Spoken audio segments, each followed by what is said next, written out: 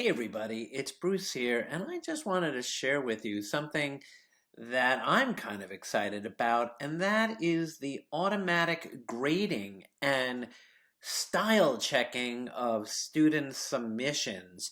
This happens to be in my course that I'm running at Portland State University right now, but it's soon going to be implemented in my programming classes at Clark.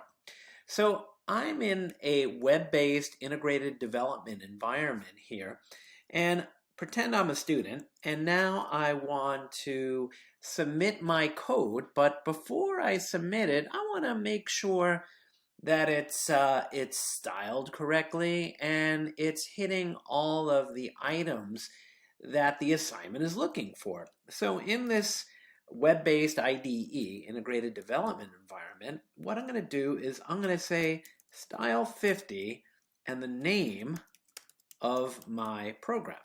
And what it's going to now do and say, hey, it looks good. In fact, if I just go here and I do some things that like this, and I'll just change actually that one is enough. I'm gonna make Scrabble, and then I'm going to just check its style, and you can see right here that it's telling me that it probably wants to see the else if on a new line, right? So right over here on line 25, if I in fact do that, I don't think I need to make the program actually. Let's just run it again, and there it is. It looks good. So the next thing, after checking your style, I'm just going to clear the terminal out here, is I can run a program called Check50. And then I enter in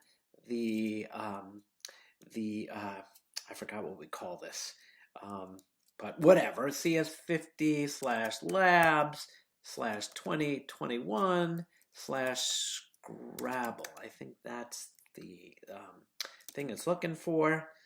It's going to connect to GitHub. Oops, that's not correct. CS50 labs 20. Oh, I think I need an X in here for edX. All right.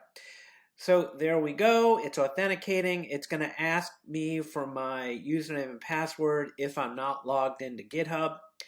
And what it's going to do now, it's going to check everything to make sure I hit all of the marks. And we're going to patiently waiting for the results. And any day now, right? Hey, I'd rather have it do this than wait for the teacher to get back to me telling me that something is missing. So let's see, still waiting. Oh, look at that. So all of the smiley faces in green here are things that the software is looking for to make sure that I did things correctly.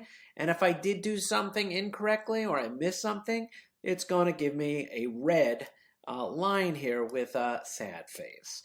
So the next thing I'm going to do as a student is I'm going to change Check50 to Submit50, and what this is going to do is actually submit it to the class, to the course, so I can then look at it to make sure the student did everything right. And I'll show you that in a second as well. So yes, I agree to academic honesty. And what's happening now, it's uploading it. And what it's going to do is it's done now. And what I can do is click on this URL, and I'm going to open it up. And you'll see here that this is a prior submission. So here it's going through my code. Let me zoom in here so you can see it. I'm waiting for the results, and there it is. I scored 9 out of 9 with style being 1.0, which means good style. And I could actually, click on Check50, and I can see all of the tests that were run against my assignment to make sure that I did everything correctly. And this is the same thing that Check50 was doing without actually looking at the assignment, and the same thing with Style 50. I don't know about you, but somebody like myself who spends an inordinate amount of time grading code, this is a game changer. So I want to thank the people at Harvard and MIT for developing this piece of software. And of course, I could make this work with, my particular assignments. These happen to be ones put together by Harvard and MIT. But again, they give you all of the tools, documentation necessary to create your own tests. Thanks for watching. Take care.